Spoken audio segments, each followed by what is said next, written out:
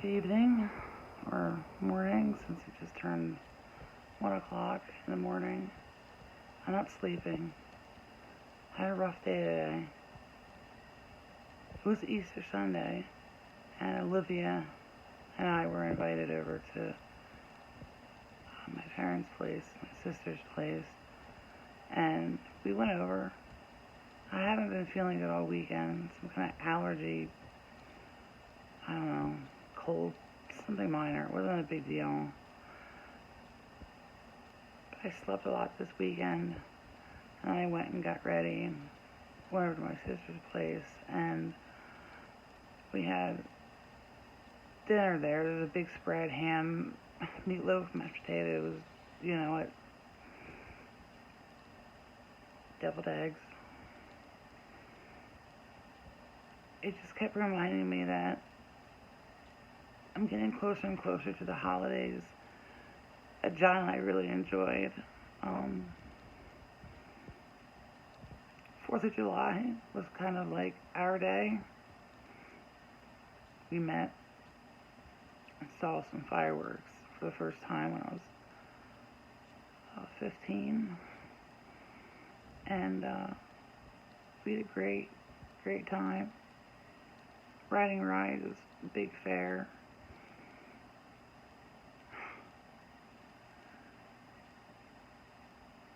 Today was bad because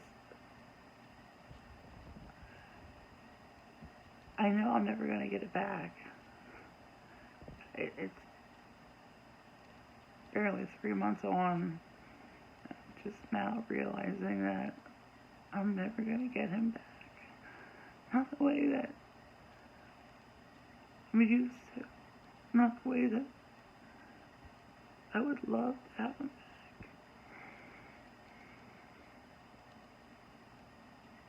I don't think I'm in that anger stage yet. I'm still pretty sad. But every now and again I get angry that he's not with me or Olivia.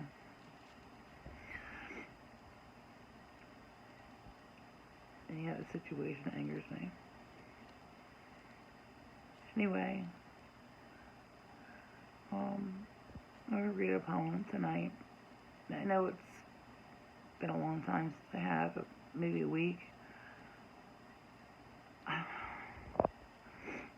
wrote this before John died, way before John died, probably about 3 months or so before he died.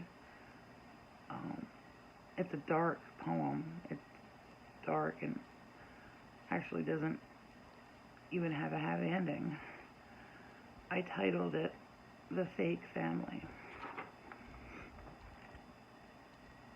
Mom pours a glass of wine and sighs.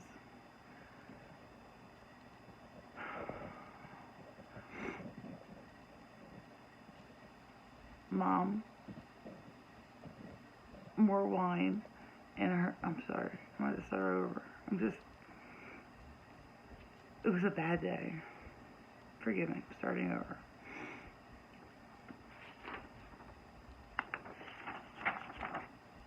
Mom pours a glass of wine and sighs. More wine in her glass is certainly at nigh. Dad puts on his glasses and deeply sighs, holds the paper and turns to the classifieds. Daughter looks at her phone and sees all the lies. Social media has always made her cry. Son finishes off a basket of ketchup-rich fries, knowing he is in the midst of a withering high. Mom knows they are both upstairs and thinks about her thoughts and how they're too heavy to sink. She could end it all in no time flat. How would she do it? Gun or knife? This way or that? With her death at hand, she takes another sip. All it would take would be a quick, deep snip. The sharp knife in her drunken hand, she makes her mind up with one final demand. As she slips the blade into her tiny wrist, she thinks about that first sweet kiss. He knew she wasn't perfect, but loved her still, and he would understand why she had lost her will. As teens, they both had time to kill, but now, with her 40th just around the hill, they both grew weary of all the mistakes and how both of their hearts had always ached. She may be able to salvage one last thing.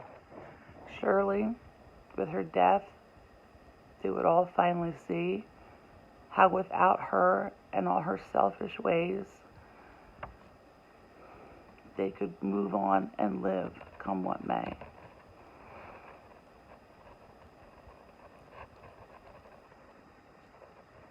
Before the blood had even reached the blade, just a second before the world began to fade, he screamed and grabbed the knife, and with heavy tears, he promised her a better life.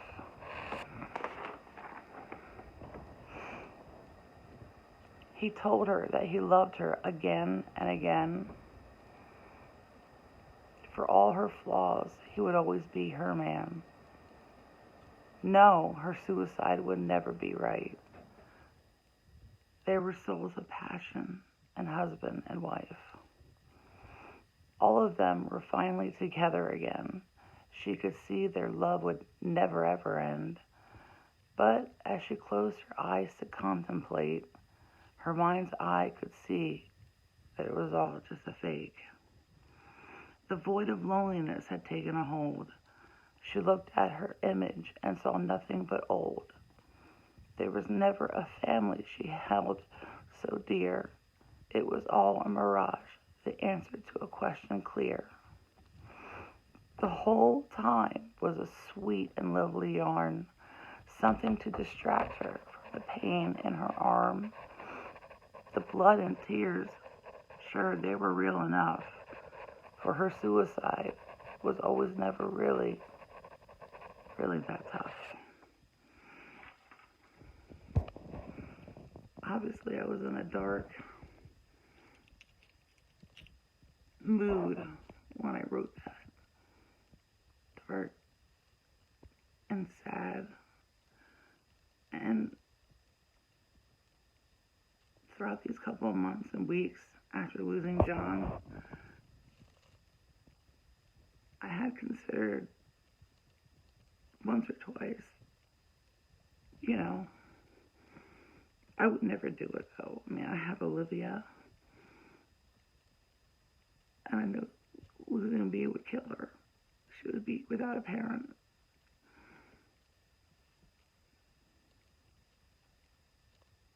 That's normal, right? Wanting to be with your loved one on the other side, that you do just about anything, including taking your own life. But I would never do it. I would never do it.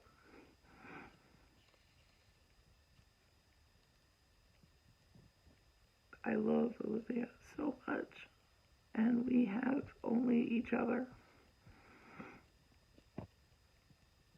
I know I started out this video saying about how it was Easter, and I was invited for Easter dinner.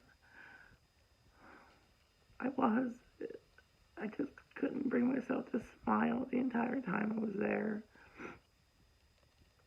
People were joking and being jovial and laughing, smiling. And I don't mean to be such a Debbie Downer. I don't want to be selfish, but this is just the first of many holidays I'm not going to have